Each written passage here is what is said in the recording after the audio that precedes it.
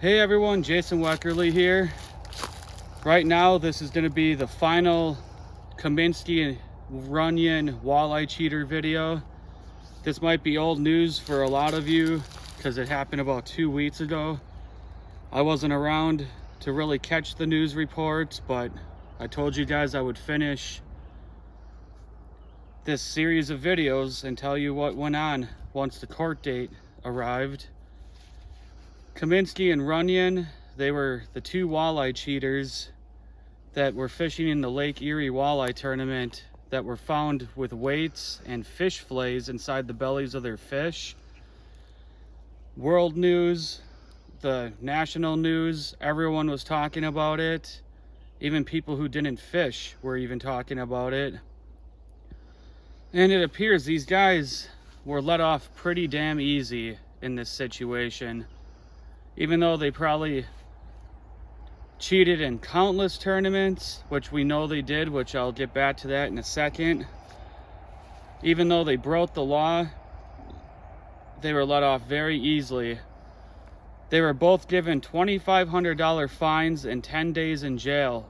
They have to donate a portion of the money from the fines, to a children's fishing charity, and they had to forfeit their $100,000 boat, which their boat was found with a secret compartment in it that smelled like rotting fish, where they were hiding walleyes. And well, if you have a secret compartment in your boat, it goes to show you that this wasn't the first time they cheated. With respect to the forfeiture of the boat, it wasn't just that was a boat that was won with improperly or fraudulently. The boat itself was an instrumentality.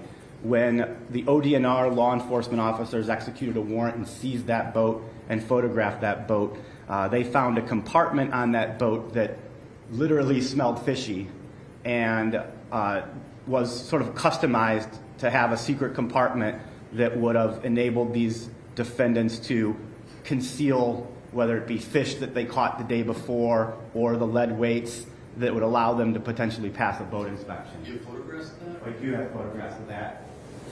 And so this is the Ranger boat, and I'm going to direct everyone's attention to where this Ranger bucket is here. There's a metal faceplate, and typically the screws have silicone around it that make it waterproof. And when ODNR inspected that, they were able to tell that someone had removed that plate, enabling there to be a compartment to hide stuff behind there, and that it smelled particularly foul when they opened it up. So that's a sort of an orientation picture of where it's at.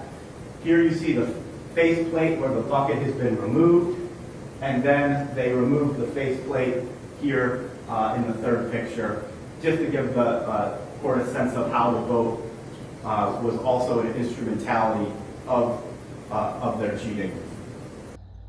These guys are douchebags, idiots. They were let off way too easy. And it's kind of disheartening because 10 days in jail, $2,500 fines, and forfeiting a boat, and losing only 3 years of their fishing rights, their fishing license. That's the maximum penalty, I guess, for the state of Ohio. But it's pretty ridiculous considering all the people that competed in that tournament against these guys, who they cheated out of their winnings. I just don't understand why they were let off so easily.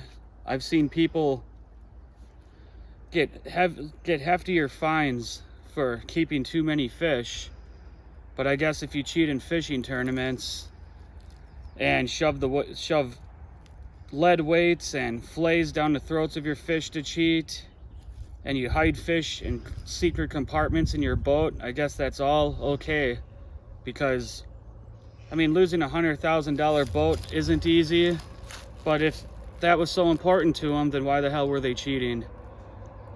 I'm going to show you guys a series of clips from the court dates, and, well, I'm not too happy about the outcome of this because the news and the media made a huge, big deal out of this, and so did every fisherman, and everyone wanted the maximum penalty, and I guess, well, the maximum penalty is what they got. it didn't seem that Runyan really seemed very apologetic. He just seemed kind of arrogant with his apology. Mr. Cominsky, anything on your own behalf, sir, that you'd like for me to know? You don't have to, but it's up to you, sir. I just want to apologize to you, Your Honor. I want to apologize to my family, my friends, the fishing community. I feel embarrassed, super embarrassed, because that action that we made is one we're going to have to live with the rest of my life.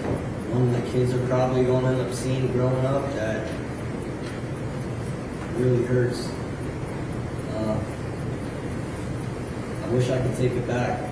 I wish I could go back to September 30th and redo things, but I can't. And I just want to apologize to everyone. My mother, she's my biggest fan. She's been there behind me my whole life.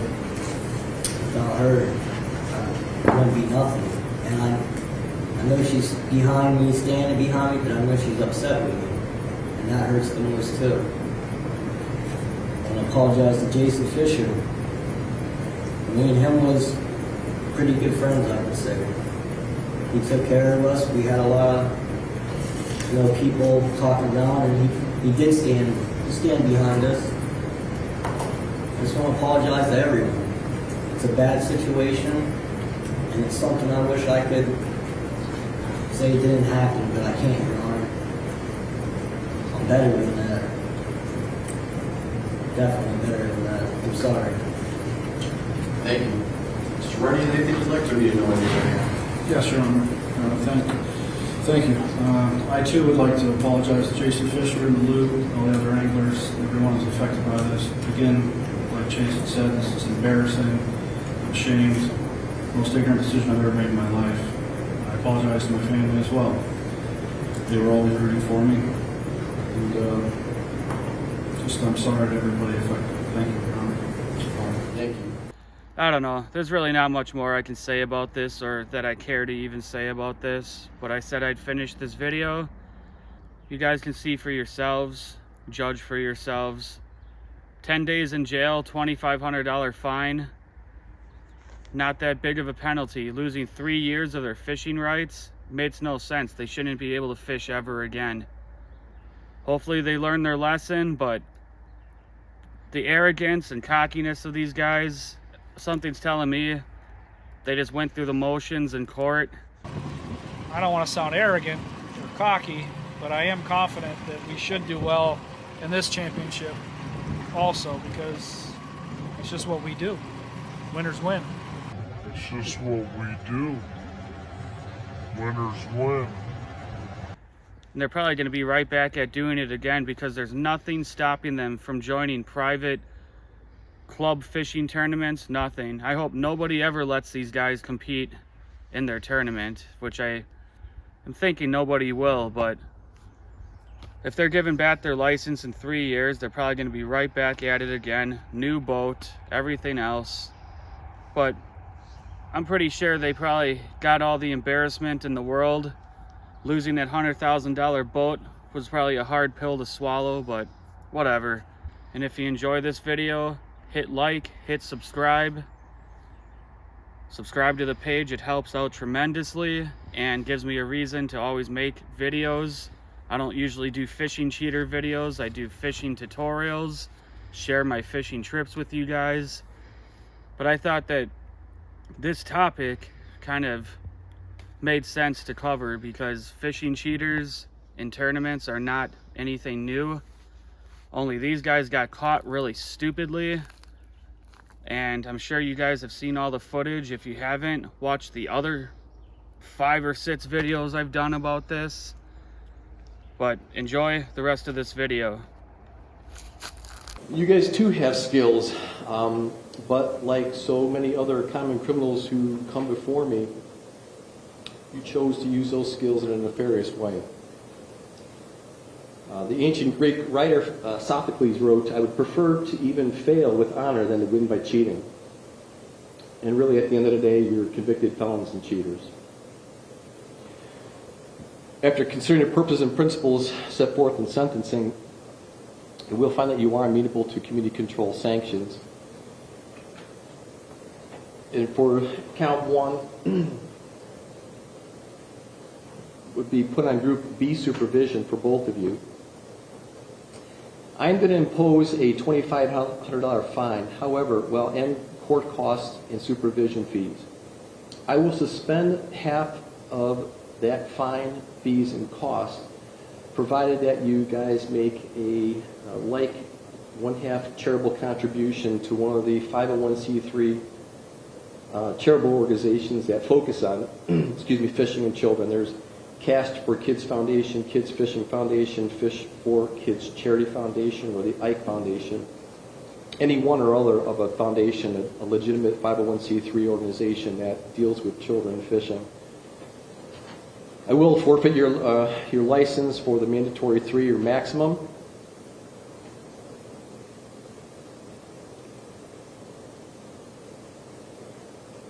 On count 4,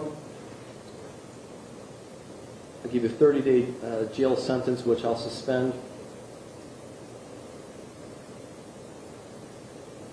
One of the criteria that I am to consider in every felony sentencing, one of the big issues is always remorse, which I do genuinely believe that you gentlemen are remorseful.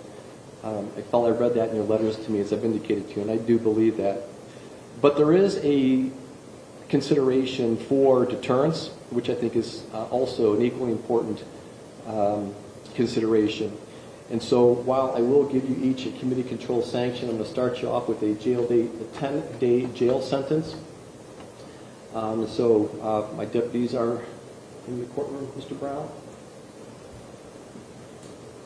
Anyways, we'll start you with a 10-day jail sentence, after which, upon your release, you report to probation, begin your supervision. I don't recall where you gentlemen reside, and so if there's a need for courtesy supervision, we will certainly authorize that. Anything else, Mr. Rogalski? I want to make sure that we get on the record, the journal entry, the forfeiture of the boat to the Division of Wildlife. And the trailer. And the trailer. Right. Gentlemen, you take these men into custody for a 10-day jail sentence. Anything else, Mr. Chantilly? Judge, was there a length of the probationary term? It's a Group B, which is for 1.5 years. If they violate, they're looking at a 12-month prison sentence on count 1 and giving them the credit for service on count 4. Anything else, Mr. Spellacy? No, Judge, thank you. All right, thank you, everyone. We'll be in recess. Thank you.